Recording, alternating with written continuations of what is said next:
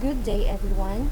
This is the continuation of the Unit 4. Since we are done to the first and second topic, let's proceed to the third topic, which is creating positive sport environments. This article explores the growing importance to positive team culture and climates in sports, particularly in football, and the crucial role coaches play in fostering it.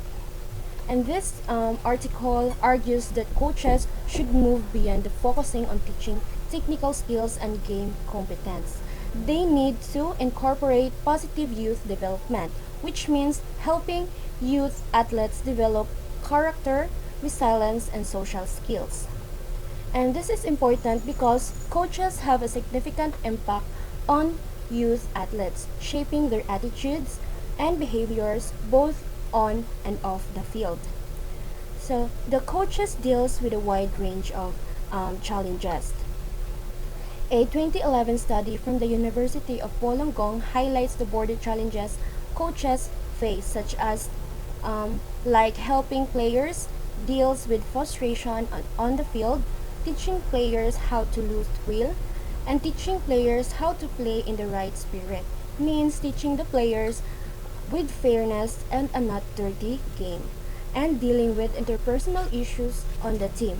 Teaching players to respect teammates, the opposition, and officials, and the importance of mutual respect, and helping players with core life skills such as goal setting, communication skills, leadership skills, and interpersonal skills, ensuring that players enjoy the training and matches. And of course, building their confidence, like their self-esteem, self-worth, self-belief, and self-respect in young players, and creating a culture that cultivates positive team morale, team harmony, and team cohesion. And of course, teaching optimism, resilience, perseverance, and forgiveness. So, um, some coaches see building character and emotional skills in young athletes as just as important as teachers' sport skills. This aligns with positive psychology, which focuses on strength like resilience and teamwork. So these goals align with the principle of positive psychology, which emphasizes character, strength, positive relationship, and resilience, which coach education often lack training in this area. Many coaches believe it's their responsibility to support youth development beyond the game. So, um, coaches play crucial roles in advocates for a whole system approach, where the entire community, including parents, school, and other mentors, contributes to positive youth development. Coaches act as a role models, demonstrating desired behaviors and encouraging their development in players. So, creating a positive team environment provides practical strategies for coaches and managers to create a positive team environment. First one is communicate your vision and goals. When we say communicate your vision and goals, is to create a strong and positive team environment. It's important that everyone understand where the team is headed and what it's trying to achieve. In vision is the big picture purpose or direction. In goals should be more specific, measurable outcomes and team is working toward. When you clearly and regularly communicate this, it helps them members stay aligned, feel inspired, and track progress. You can use team meetings, emails, poster, or internal communication tools to get the message across consistently.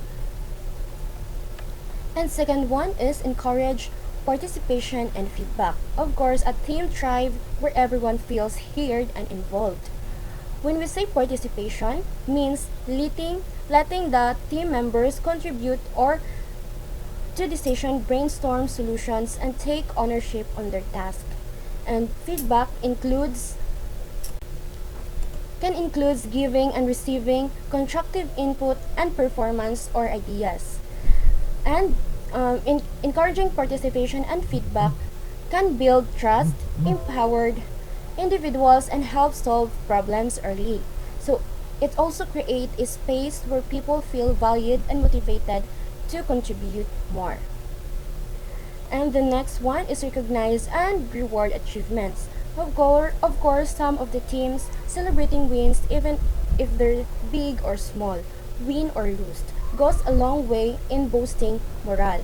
Recognition can be a simple thank you, public praise, or a shout out in a meeting. Rewards are can range from bonuses and gifts to extra time of the team lunches. When people feel appreciated, they're more likely to stay engaged. To extra time of the team lunches. When people feel appreciated, they're more likely to stay engaged, work harder, and remain loyal to the team. Next is promote teamwork and collaboration. Great teams succeed together and not alone. Encourage members to help each other, share ideas, and work towards common goals. Set clear rules so everyone knows their responsibilities. And facilitate good communication and give opportunities for team bonding. This builds the trust and make problem solving faster and more creative while also reducing conflict. And next one is support learning and development. Of course, people want to grow in their rules. Create a feedback rich culture where learning from mistakes is normal.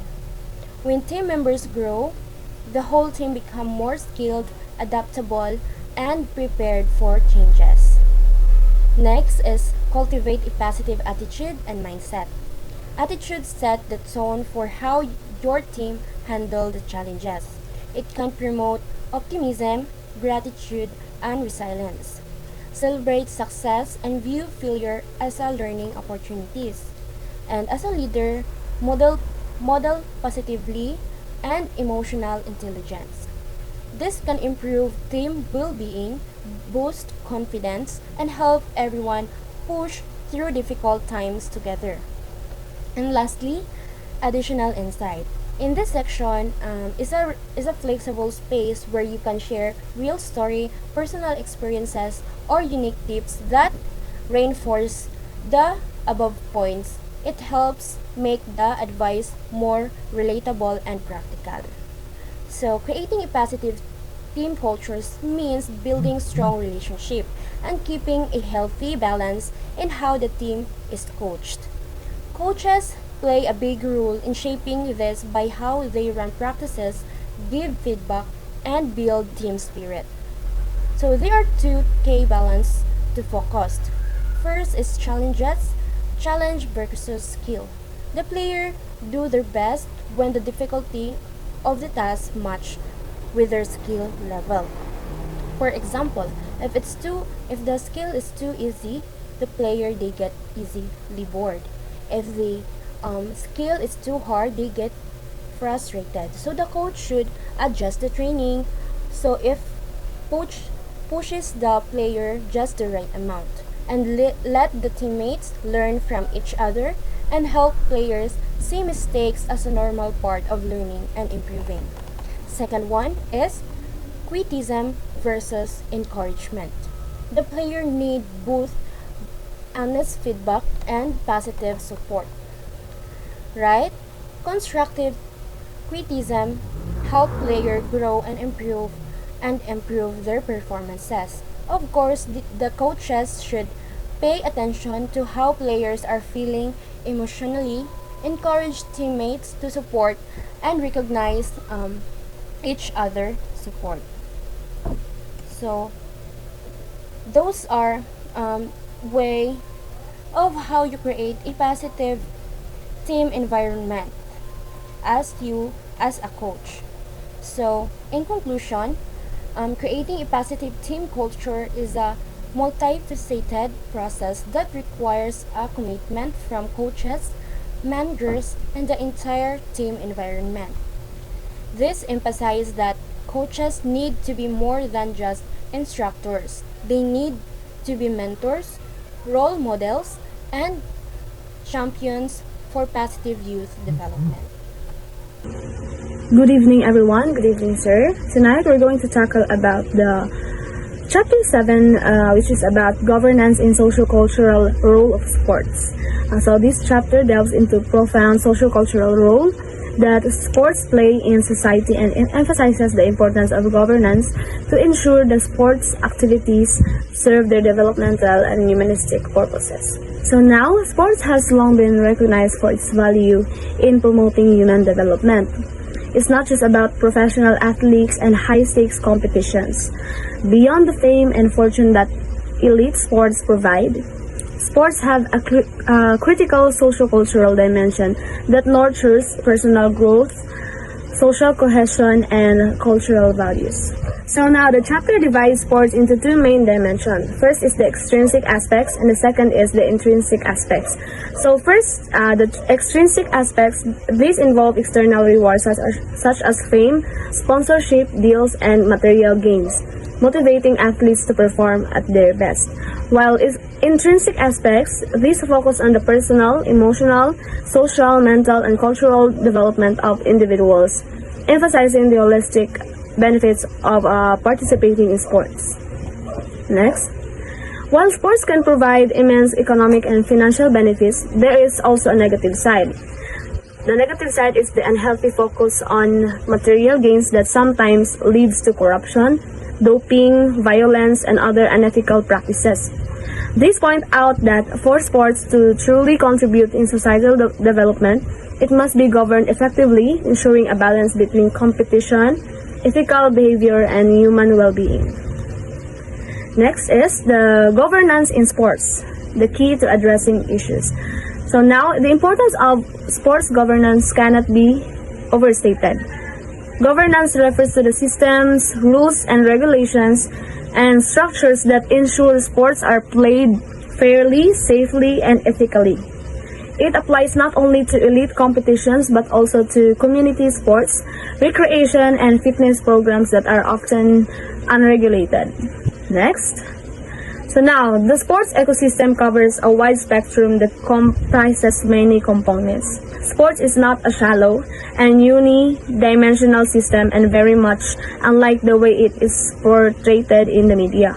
Sports is not only high-performance athletes, world championships, and commercialized global events. It is also includes sports for the masses and physical fitness programs at every level of society, from primary school kids to senior citizens. Regrettably, the strong commercial interest vested in sports have eclipsed its socio-cultural role in human development. Another new dimension of sports is its virtual dimension in the form of e-sport or e-games and the like as a result of new social media technologies and platforms. Fans have started to share their views on sports figures and events on social media and discuss their teams' win and losses online. Betting platforms are also available online, especially in professional football leagues and elite sport tournaments. The fans get a glimpse of the dark side of sports when they watch news on recent cases of violence, corruption, bribery, doping, sexual harassment, and overtrained athletes who sustain lifelong injuries. However, these are not topics that concern most of the fans. In fact, the broader issues faced by modern sports, including socio-cultural and developmental dimensions, are seldom highlighted in the media and hardly acknowledged by the public. Now, this chapter examines the more important dimensions of sports to open the eyes of sports aficionados, reveal its implications in the overall spectrum and ecosystem of sports, and propose a way in which they can be effectively addressed through governance, management, values, and ethics. Only a tiny fraction of sports concerns the winning of medals and titles at the elite levels and the impressive payouts at the professional levels, whereas the widest area of sports is concerned with human development and the individual, family, community, nation, and global levels. Micro development has to do with the individual development such as physical, mental, emotional, cultural, and intellectual development or local community development. While macro development happens at the national and international levels to promote national prestige, intercultural understanding, global peace, and international development such as the United Nations Sustainable Development Goals and economic development. It is not easy to define sports as it can be defined in a broad or a narrow fashion. The practical meaning of sports can be interpreted socially or according to its association with physical assertion and performance measures. In this sense, sports include social as well as physical sciences. Generally speaking, the restrictive definition of sports is characterized by presenting the following elements. First is the competitive physical activity, utilizing specialized equipment and facilities. Next is quest for records and high performance. And of course, including the institutional game demanding the demonstration of physical prowess. Next is require skill and exertion. Next is organized and governed by definite institutionalized rules. And lastly, determined by boundaries of time and space. The broad spectrum of sports goes beyond mere elite competitions and professional sports. Sports further extends to the sports industry, commercial product licensing and marketing, leisure and recreation, health, well-being, community development, education, culture, governance, humanitarian values, international relations, and global peace. It also includes various sciences such as physical sciences, engineering, social sciences, health sciences, psychology, economics, and business, humanities, environmental sciences, and technologies. In short, sports is multidisciplinary sector. Now next is the socio-cultural spectrum of sports. So the sports ecosystem is vast and multifaceted. It extends far beyond professional sports, encompassing various levels and forms of sports participation. Now let's talk about the core segment. Now this includes all sports activities from recreational play to high-level competition. Now in the support segment, stakeholders such as athletes, coaches, organizers, fans, and sports who influence and support sports ecosystem. Next is the sports industry. In sports industry, facilities, resources, merchandise, media, and technologies that drive the commercial aspect of sports. So now lastly, in the governance and policy, there are laws, regulation, education, and management practices that ensure the integrity and sustainability of sports. Sport is an ecosystem that integrates these elements, creating an environment where athletes and stakeholders are at every level can grow, contribute to society. However, for this ecosystem to thrive, proper governance is necessary, ensuring that each part, from grassroots activities to elite competition, is governed with fairness, transparency, and a focus on human development. So now we're down to our second to the last topic, which is the sports pyramid and human development. So now this chapter introduces the sports pyramid model, which visually represents the progression from basic physical activity sports to professional sports. The pyramid typically consists of 5 levels. So first is the foundation. Now this includes children plays and physical activities for fun and development. For recreation, sports as a recreational activity at the family and community level. In school sports, institutionalized sports program in educational settings. In elite sports, it is a high-performance athletes who compete at national and international levels. And lastly, for professional sports, athletes who earn a living from their sport and engage in professional competitions. An example, so we're gonna give you an example of a foundation. So, foundation, example, a child plays soccer in the backyard with friends, developing basic coordination and motor skills. So now, in recreation, example, a family joins a weekend tennis league for fun and fitness. So in school sports, for example, a high school student competes in track and field as part of their school's athletic program. So in elite sports, example, a swimmer trains intensively to compete at the national level, aiming for a spot in Olympics. And lastly, professional sports, for example, for this is a professional football player earns a living from playing in the NFL and competes in high-stakes games. So this pyramid underscores the idea that not everyone who participates in sports will reach the elite and professional levels. Most people engage in sports for recreational purposes or to maintain health. However, the social-cultural values of sports, such as teamwork, discipline, and community building, are beneficial at all levels of participation. Now we're down to our last topic, the role of governance in enhancing social-cultural values. A major takeaway from the chapter is that governance plays a crucial role in ensuring that sports maintain their social-cultural values. Sports should not just focus on competitions and winning, but also on promoting physical and mental well-being, fostering social cohesion and community building, supporting the values of fairness, respect, and inclusivity, encouraging the ethical development of athletes and stakeholders. So now, in conclusion, the Chapter 7 emphasizes the vital role of sports governance in shaping the future of sports in society. The chapter advocates for a more holistic understanding of sports, one that values human development and ethical behavior over material success. By doing so, it is possible to foster a sports culture that is not only a competitive but also inclusive, sustainable, and aligned with the greater good of society. That would be our topic for this evening.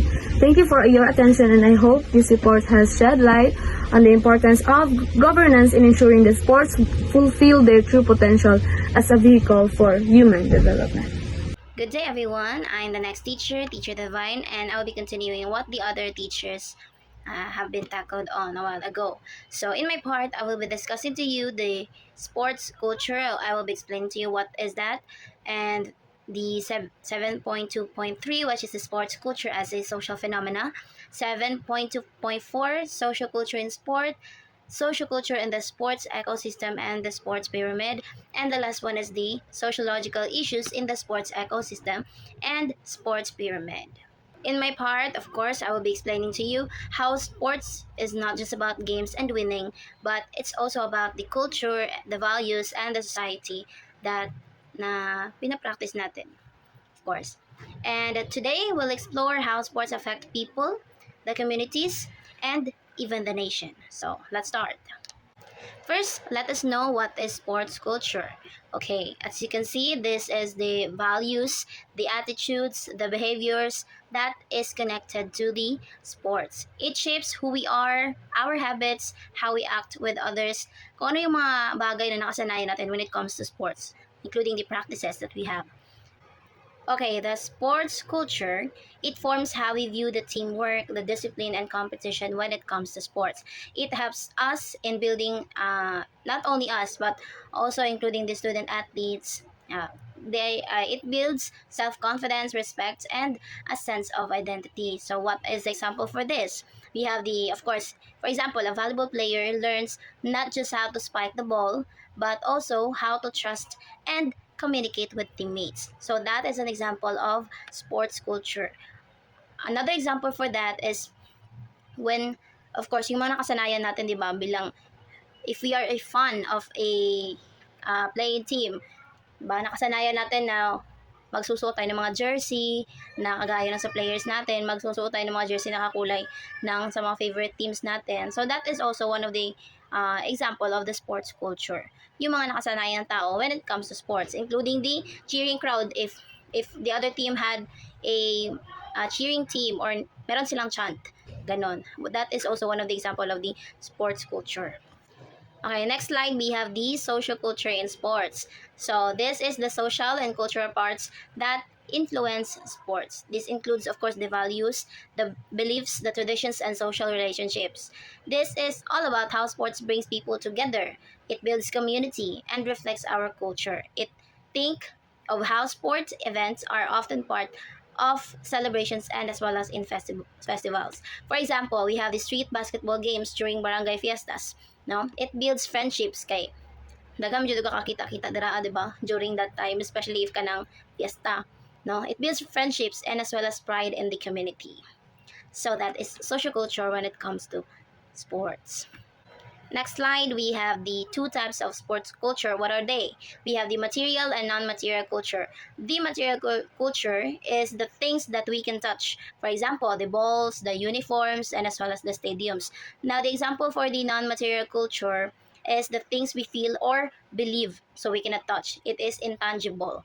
Oh, for example, team spirit, fairness, and as well as rituals. So both types are very crucial when it comes to sports. The material things that supports the game, but the non-material things or values like sportsmanship makes it meaningful. Okay, it makes the sports meaningful. Example, a basketball jersey, that is a material and that is very crucial. But what's more valuable is the teamwork and respect that is being shown by the players, and that is an example of the non-material. Next slide, we have the segments of the sports ecosystem. I will be presenting to you the picture of these segments. Okay, number one, we have the sports segment. This is where the games and play happen. That is sports segment. When we say support segment, these are the fans, the coaches, the referees, and as well as the organizers. So they are the support system. Number three, industry segment. This is the business side. It includes the equipments that they use and as well as the medias. So that is an industry segment. We have also governance and education.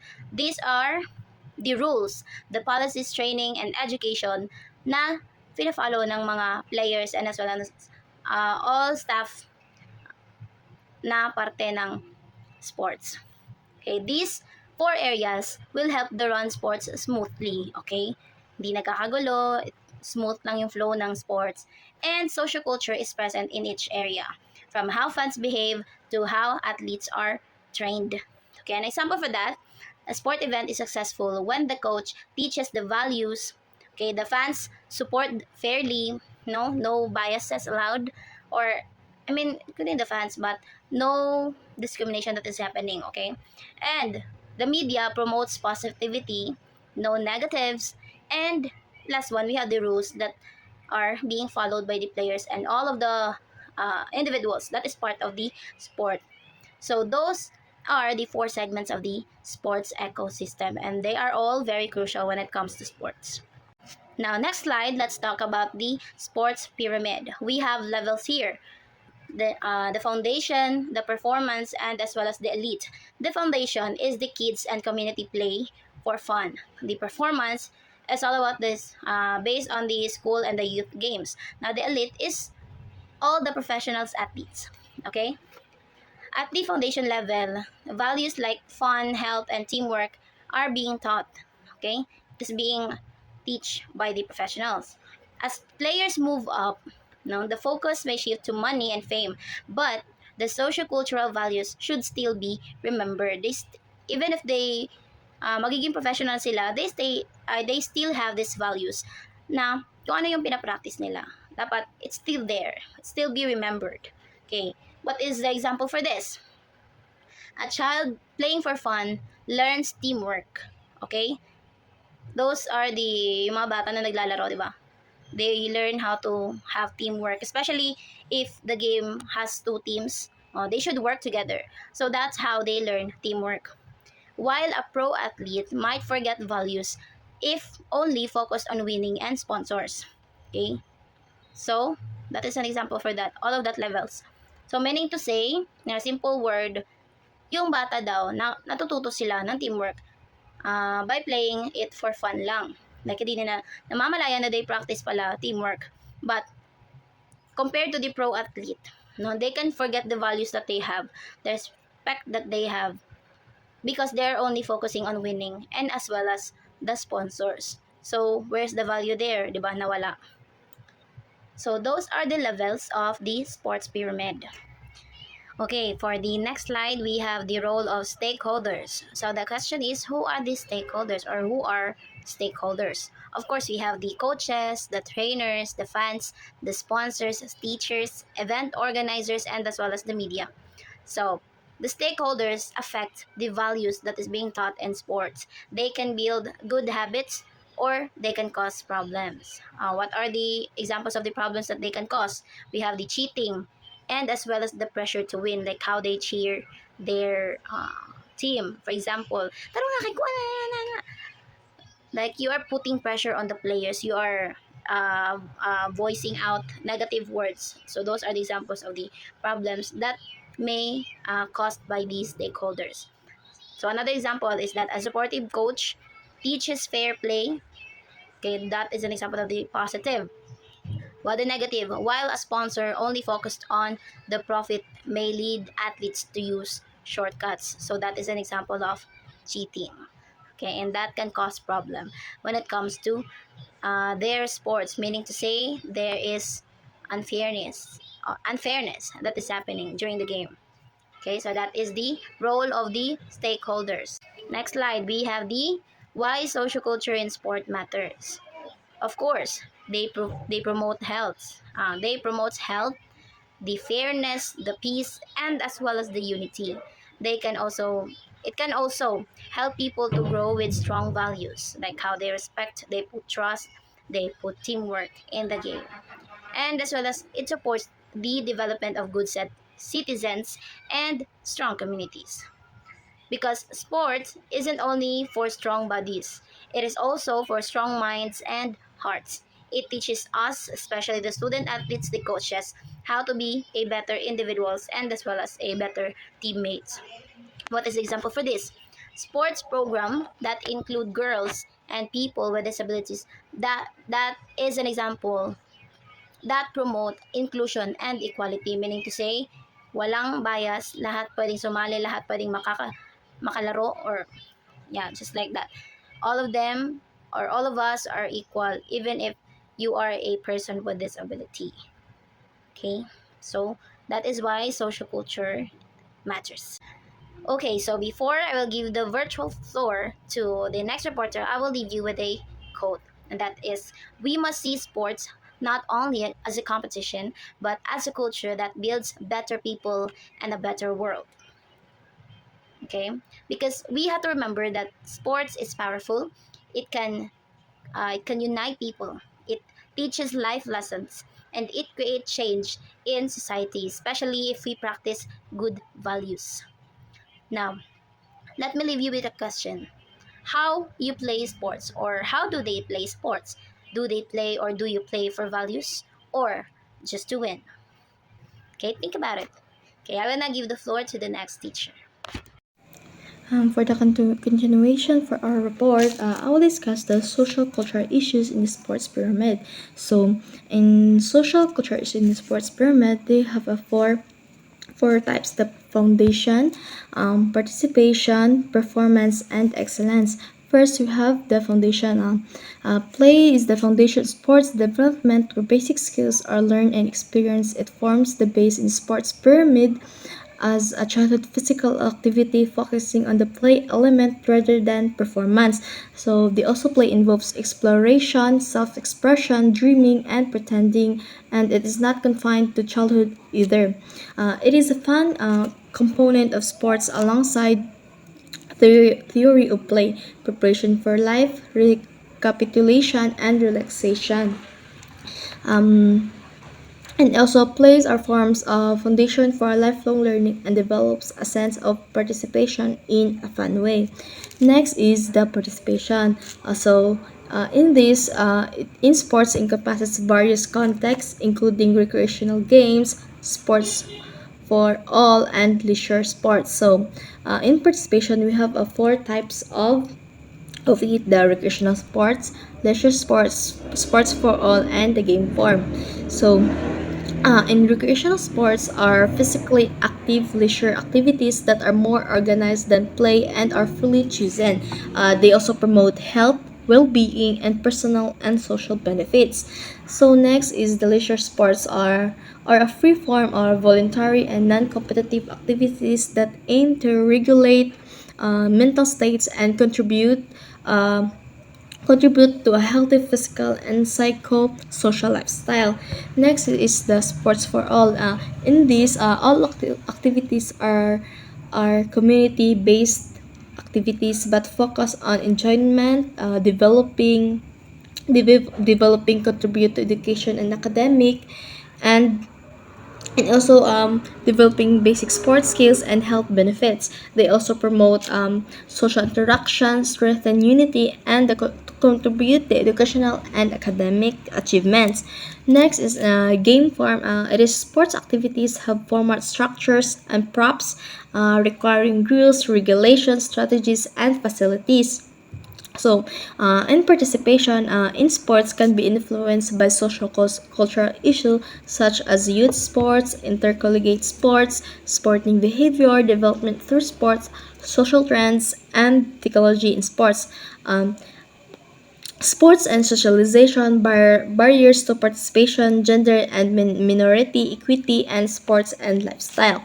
Next is the performance. So in youth, sports involves developing sports specific skills through competition at schools, community, regulation, and state levels. Youth sports serve as two pathways. So we have the involves extrinsics and intrinsics.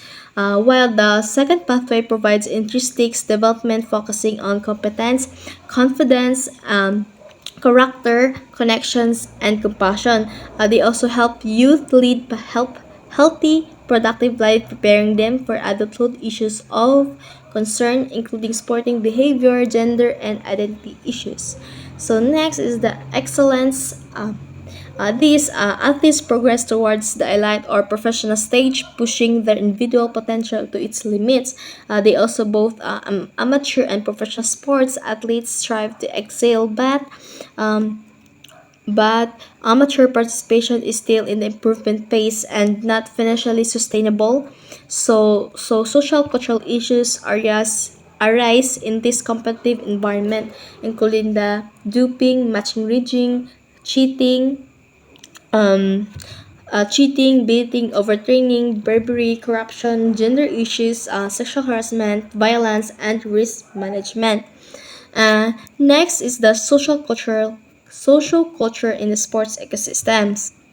So the sports ecosystem consists of four segments: the governance, education, and management. So governance provides management policies and frameworks, while the education instills intrinsic values and culture. Combining both supports positive development and constructive growth in sports, and as both governance and education play a crucial role in a social cultural development.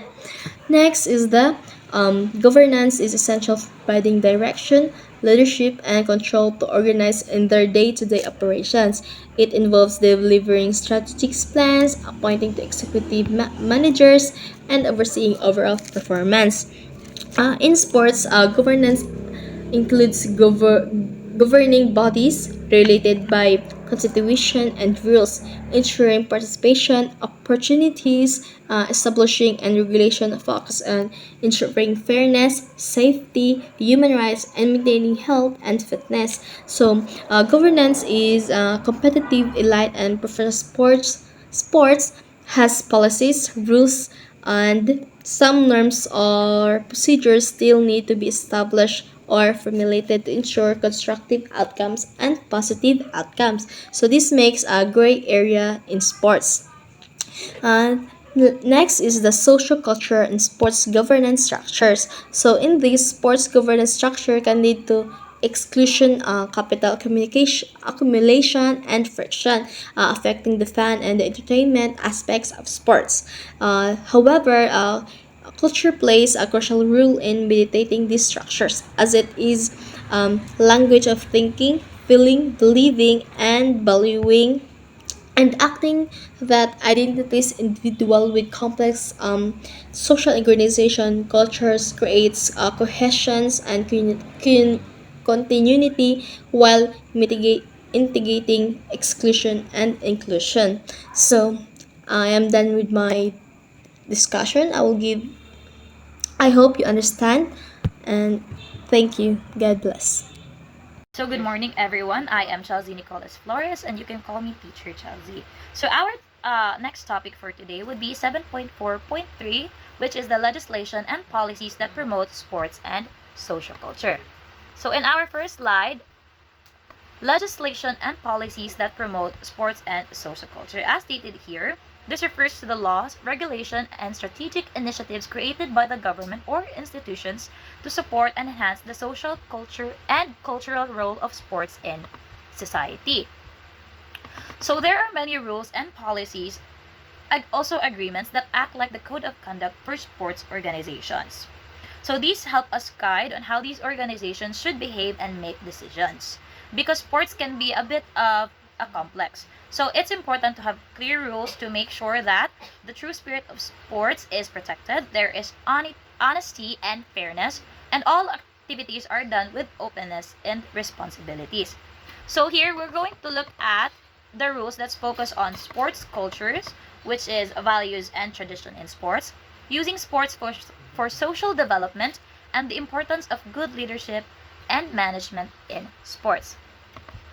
So in the next slide, we have the Fédération Internationale du Sport pour tous, which is the FISPT, if I pronounce that right.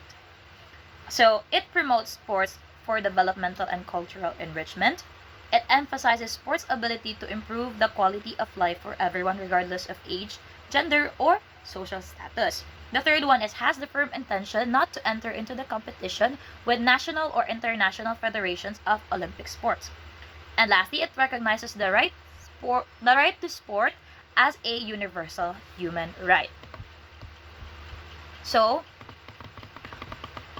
when we say that it promotes sports for development and cultural enrichment, FISPT supports using sports to help communities grow and to celebrate different cultures, diba? So, the next one that it would be to improve the quality of life for everyone regardless of age, gender, or social status. It believes that sports can make people healthier, happier, and no matter their age, gender, or background. So next would be they do not enter into the competition with national or international federations of Olympic sports. So that happens because as FISPT respects the existing sports bodies and aims to work alongside them, not against them. So they are in a neutral space. Okay, so that is FISPT. So next is it recognizes sports as a universal human right. It believes that everyone should have the opportunity to play and enjoy sports just like the basic rights that we have to education and our freedom. So in the next slide, we have here the World Anti-Doping Agency, or WADA. The WADA code has established anti-doping programs, and in the second bullet, we have here Article 18, WADA code, or WADC. So what is the purpose of the anti-doping program, or WADA? So it is there to protect the intrinsic value or spirit of sports tied to the Olympic ideals and human excellence. So the definition of the spirit of sports, it involves celebrating the human body, mind, and spirit through values like we have fair play, honesty, character, health, fun, the enjoyment, teamwork, dedication, respect, college, or for the community. So next one is we have the Article 18 or WADA code or a WADC. So that code focuses on education for doping-free sports as a key way to preserve the spirit of sports. So when we say doping, it for me it says that it could be that there are supplements to enhance one's performance during their competition. So that is what WADA is there for. It's there to have fair play, that we can use our own strength as athletes to win our competitions. So it also has the universal sports culture. So WADA encourages sports organizations to build a global culture for clean, fair, and value-based sports. In our next slide, we have the United Nations Organization for Education, Science, and Culture Declaration of Berlin 2013. So, we have here 4 bullets, and the first one would be adopted during the MINEPS B 2013. Access to sports as a fundamental right, promotion of investment, and emphasis on good governance. So, first one here is we have the adopted during the MINEPS V 2013. So the declaration was made on the 5th International Conference of Ministers and Officials on Physical Education and Sport. Next would be the access to sports as a fundamental right. Everyone has the right to participate in sports freely without the restrictions. So sports is free for everyone and everyone can join. So promotion of investment. The United Nations Organization for Education, Science, and Culture encourages more funding and support for physical education and sports program. So next would be the Council of Europe 2018. So we have here 3 bullets, which is the pioneer in sports governance, the resolution number 1 2014, and the national state of implementation. These are all key points on each and every one, okay? So, the Council of Europe 2018, pioneer in sports governance. So, the Council of Europe was the first intergovernmental body to highlight the importance of sports governance. So, they were the very first. So, in resolution number 1 of 2014, this was adopted during the 10th Conference of European Ministers responsible for sports. It reinforces the need for transparent and accountable sports governance. In the national state and implementation, it encourages that good governance principles be applied in national and state level policies and practices. So it should not only be on the international but also be applied to national and state level policies. It should be practiced by all, not just from the higher but also to the lower parts. So next is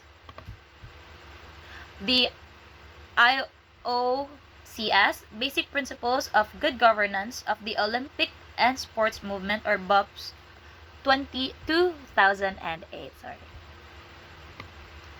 So here we have IOC's Fundamental Principles of Olympism, BOPS, or Basic Universal Principles of Good Governance in Sports. So what are the goal of BOPS? So the goal of BOPS here, it maintains a harmonious relationship with the government, promotes autonomy in sports organizations, and emphasizes sports for education. We're going to dive deeper into that. So IOSC's Fundamental Principles of Olympism supports good governance, ethic in sports, and youth education through sports. So they support good governance. When we say good governance, there is fair play, there is fair officiating officials, like that, ethics in sports, and youth education through sports. That is very important for us because we are physical education majors.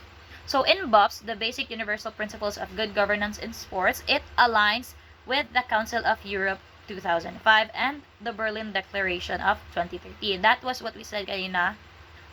Is what we discussed on the I guess second or third slide. So the goal of BOPS. So it is their goal is to build a structure that maintains a harmonious relationship with the government, promotes autonomy in sports organization, and emphasizes sports for education. Next would be, for a moment, the International Sports and Culture Association, or ISCA. So The 2012 ISCA guidelines define good governance as the process where boards set strategy, manage risks, and monitor performance to ensure accountability. ISCA 2013. Next would be their emphasis on transparency, accountability, stakeholder inclusion, and democracy aligns with earlier sports regulations, supporting robust governance and sports development.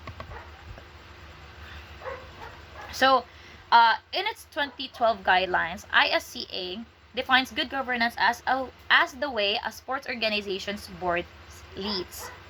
Okay, so it sets goals, manages risks, and checks progress to stay accountable. It also highlights the need for transparency, accountability, stakeholder involvement, and democracy, which match earlier sports policies. These help build strong, fair, and inclusive governance that supports sports development and culture. So in our next slide, we have the EU expert group on good governance. So there is the key points here should be one, deliverable two, principle of good governance in sports 2013, voluntary adoption expected, importance of implementation, governance as culture, and lastly, essential for survival. So, what is good governance? It is seen as a framework. And culture where sports body sets up policy and strategy, engages with stakeholders, monitors performance, manages risks, reports progress, and ensures effective, fair, and sustainable policies.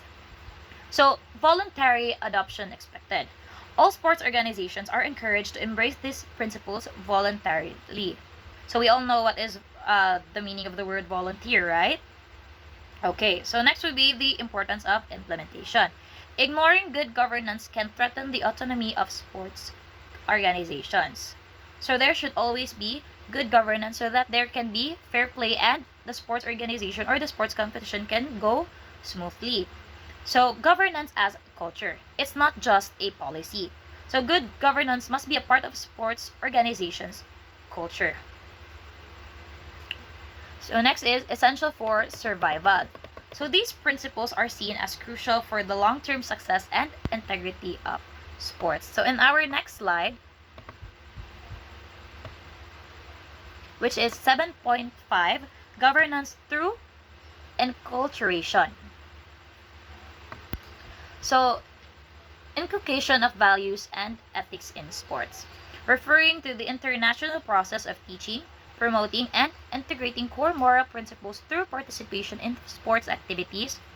Sports serve as a powerful platform for shaping character and instilling lifelong values, especially in young people. So, when we say inculcation, what comes to everyone's mind? So, when we say inculcate, it is the process of instilling beliefs, values, or ideas into someone, often through repeated teaching or influence, which we can say nga, ibalik-balik siya para ma-influence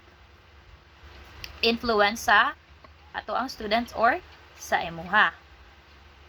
So, through coaching, mentorship rules, and structured competition, athletes learn the importance of fair play, honesty, self-control, and respect for others.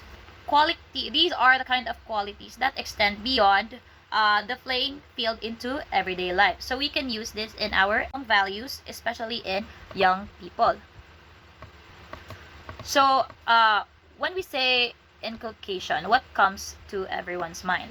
So when we say inculcate, it is the process of instilling beliefs, values, or ideas into someone, often through repeated teaching or influence, which we can say nga, ibalik-balik siya para ma-influence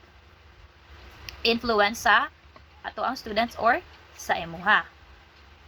So, through coaching, mentorship rules, and structured competition, athletes learn the importance of fair play, honesty, self-control, and respect for others. These are the kind of qualities that extend beyond the playing field into everyday life. So we can use this in our everyday lives. So this inculcation not only builds responsible individuals but also promote positive sports cultures rooted in the ethical behavior and social responsibility.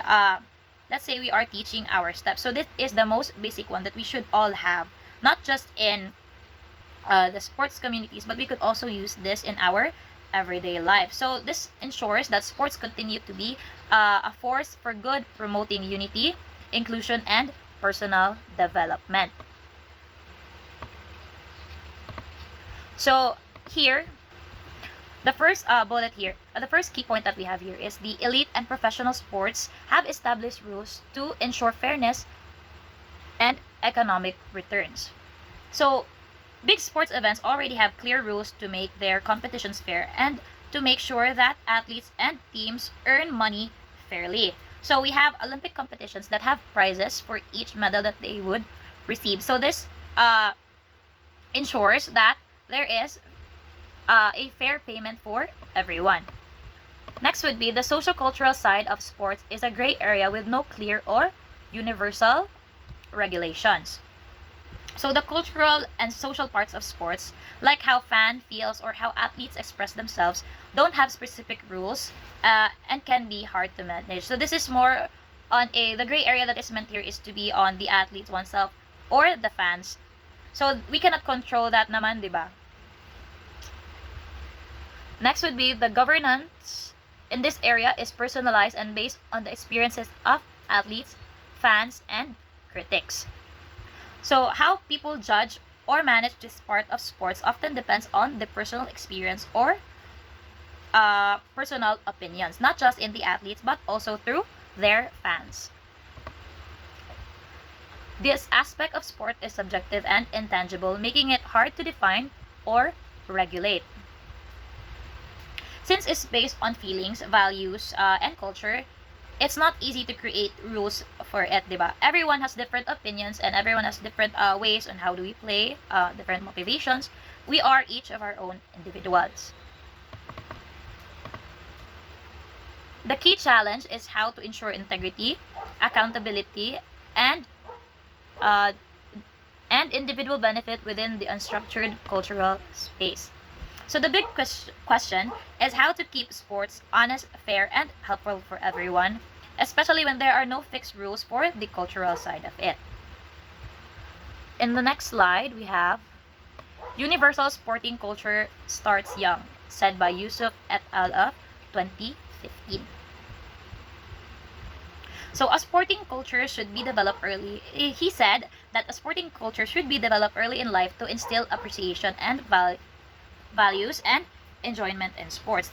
There are a lot of people who start being athletes at a very young age, and as they progress through that or as they grow with that sport, they would much more likely enjoy it. So Yusuf et al. 2015 introduced what we call the places. It is you can see here in our screen. It's places. So P means passion, L means love, A for adventure, C for challenge and commitment, E for excitement and excellence, and S for self-esteem and self-actualization. So that is what Yusuf introduced. That is what Yusuf introduced on the Universal Sporting Culture Starts Young. So core values are learned in childhood. So Hofstede of 2010, core values are learned in childhood, with and Caldwell 2010, recreational activities, sports, support youth developmental assets. So for Hofstede, he said that core values are learned through childhood. As I said kanina, it grows with the athlete when he or she starts young. And recreational activities support youth development assets. So next would be sociocultural. For a moment, sociocultural sports are intangible and flexible. So emphasizes the need for flexible governance tailored to individual needs. So these aspects don't fit into the rigid rules because they are shaped by personal experience and culture. So it emphasizes the need for flexible governance tailored to individual needs. The next one is governance should be direct, indirect, and educational. Rather than putting in strict rules, governance should work through educational approaches and guiding policies. Means that it could be still a flexible governance for there will be for in that there will be we could have fair play for everyone. So governance should adapt to the context and focus on the focus more on the positive developmental outcomes. So next is governance should be governance through measurable outcomes.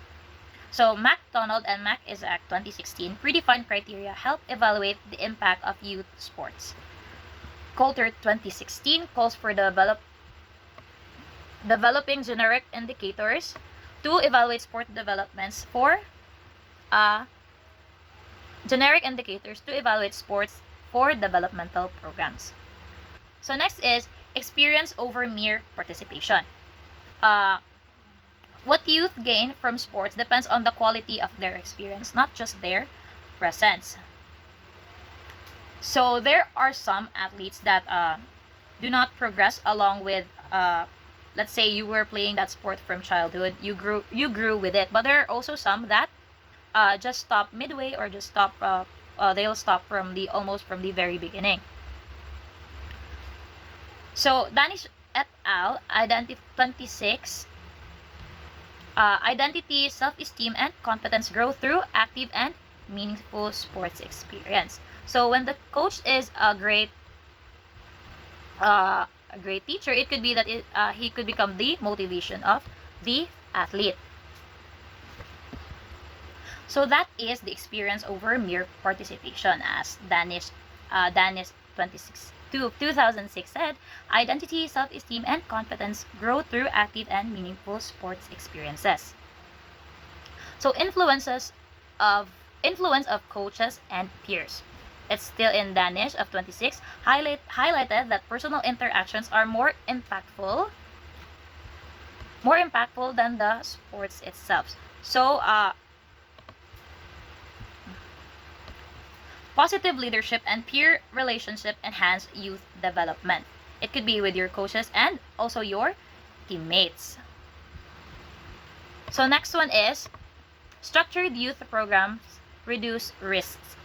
So Mahoney and Statin 2006 cited in the Danish et al. Structure should include skill building, challenge and attention, consistency and adult supervision, peer and adult connection and feedback, and self-assessment. Next would be supervision as facilitation, not control. Tierney 2011, Belton 2012, Sinivarane et al. 2017. So, as they said, supervision should foster reflection and growth, not strict control. So in our teaching, it should be student-based, not only on the teachers for the instructions. So effective supervision means mentoring, guiding, and supporting young athletes. Not to have the full control, but to also let them have freedom in going through with the sport. So next is governance should focus on facilitation and delivery. Emphasizes indirect, structural, and relational approaches for positive outcomes in sports culture. So the heart of governance lies in how sports are delivered and facilitated, not just in setting rules. So emphasizes direct, structural, and relational approaches for positive outcomes in sports culture. So all of that was based in this two-dimension of sports table, as you can see in the slides. Elite and professional high performance context of sports, which is the governance extrinsic measures outside, which is the outside elements. So we have governing bodies, legislations, rules and regulations, set parameters, set practices for fair play, clean and safe sports purposes, tangible outcomes, winning medal and trophies, titles, financial rewards through physical education, trained through coaching, enforceable, externally regulated versus we have here socio-cultural and developmental context of sports. Governance is intrinsic measures. Elements are sports associations, flexible rules and regulations, adapted framework for fun, recreation, well-being, developmental purposes, behavioral based, and tangible outcomes for development and growth, education through sports and leisure, mentoring, empowerment, and is self-regulated. So next is for the conclusion. The government of social culture must move beyond rigid rules and embrace a more flexible education-based approach that fosters values, ethics, and inclusion. International declarations and charters have established sports as a fundamental human right and lifelong development tool, especially for children. Rather than focusing solely on the elite performance, future governance should prioritize access and enjoyment and well-being through education, community support, and inclusive policies.